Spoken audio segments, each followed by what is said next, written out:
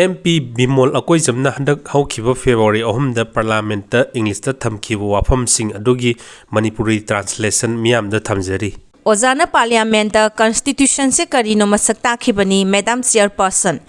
aingonda ahen ba matam khitang pibiu ikai khumnajriba President gi warol da asuyam changna wathok thokliba Manipur gi matangda kariyumba khara panbiraktuna khana birakani khalambani adubu paliba leingak sina leibak sida sanariba Constitution gi matengna leibak sigi miyambu apunba gi saktam sagatuna amato oibagi wakhan sagali adubu aikhoigi wathok sigi matangda President da kaimta Kangan biram dramale democracy gi wahan toksi leihandre Manipur gi CM na su haikre Manipur gi saru kharadi aina leingakli aduga mafam kharadana Union Home Minister na ngakli aduga zapmanana Maharashtra gi CM na su haire na khallasi Mumbai na aina leingakli lemhoriba Maharashtra gi saruk singna Union Home Minister na ngakli adu oiradi kamdongni masibu karamba leingak lono democracy gi yanglen saru oiriba Constitution pumsa Aisu MP ama oina iramdam sida ningtamna satpa ngamdre Manipur gi CM phawba mana satpa ngamdaba mafam leiribani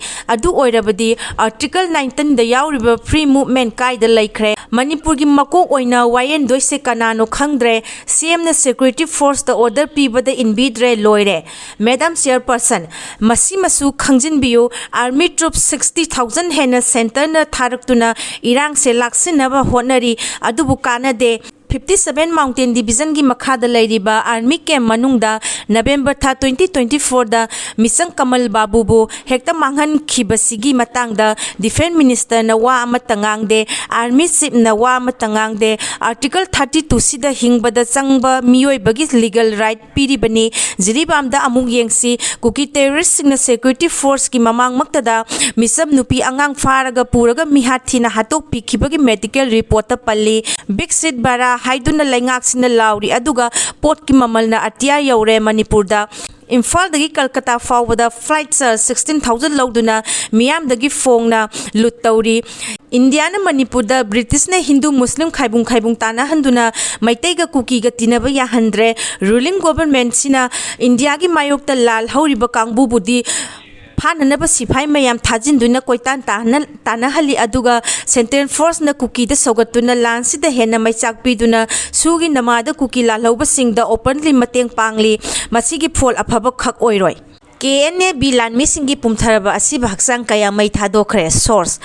Kamjom district amadi kabo tampak ta hokhiba January tang 13 tagi Manipur da base toba lalhor singa KNA B amadi makhoigi khutpu singi marakta satharakiba khut thongna bagi thongdok ta sikhraba KNA B amadi makhoigi khutpu singi hakchang sing patha pumtharak padagi mai thadokhre hairi Loilam lenga ki lan missing amadi KNA B ga punna poksi war tawduna Kamjom district amadi kabo tampaki lona ba mafam amada haukiba January tang 13 tagi Manipur gi yauloi singi base camp amada landaraktuna February 3 fawba nakal anida akan bamong da khutthongna khiba aduda Manipuri yauloi singna handuna nongmai kapada sikhaba singi asiba lamhang tumhang da patha pumthaduna taduna leibadagi lamlaki sa usek singna ses tuna saba amadi patha pumthabagi namthiraba namlakpadagi Manipur da base toba yauloi singna asiba hakchang tara khomjinduna mai thadokhre haina paugi source amana hairi Pawaduna makata duna hai nongmi maruna panduna sokpadagi sienba ngamhogdoba khara lapna taduna leiba asiba hakchang khara su leiri nakal animakta changsin bada khudongchadaba mafam oibana hakchang sing adu lokhotpa ngamdana leiri hairi hauji oina nakal animakta lan khara lepkhrabasu marang marakta nongmai kamnaba amadi drone gi mateng bom thadana badi lepnadri amadi maikai animak khajik handongna raga phibam semna duna leiri kabo tampaki tungso khulda loilam lenga ki lan mising asiba hakchang yangkhai muksu leiron sankhre haina paw achina makhatari loilam sandokpa lan mising na hojiksu poksi lan mising khonggatuna anauba poksi war ama tawnaba sem sari adubu ningtamba taliba yauloi singi singnaba khudima mayongna naba khongpham chena semduna leiri haina akangnaba pawgi source asina makhataragli